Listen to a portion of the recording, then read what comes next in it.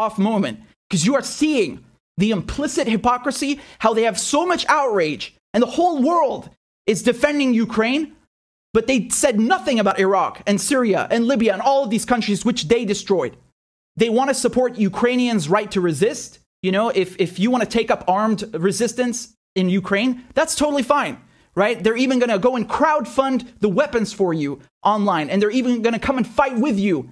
But if you're a Palestinian, well, screw you. If you're an Iraqi or Syrian and you're resisting the Israeli occupation or the American occupation, you're a terrorist. They want sovereignty and respect sovereignty for Ukraine, and they respect its territorial integrity. What about Syria that gets bombed every week by Israel?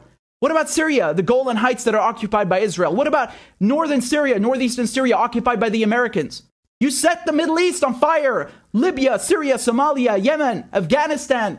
I can't count anymore, man. Millions of people turned to refugees. Millions of people killed, displaced. Look how they treat them. The people are saying we'll accept white refugees because they look like us. They're civilized.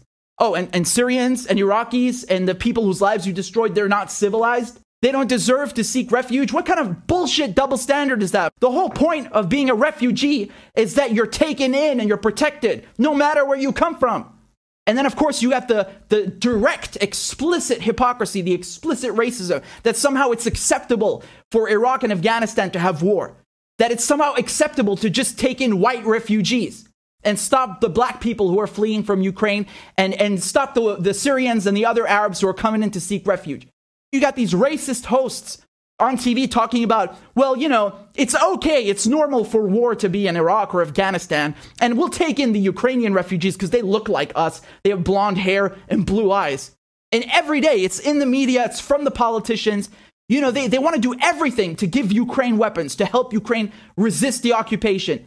How come the Ukrainians are freedom fighters, but the Arabs who resist foreign occupation, they're terrorists?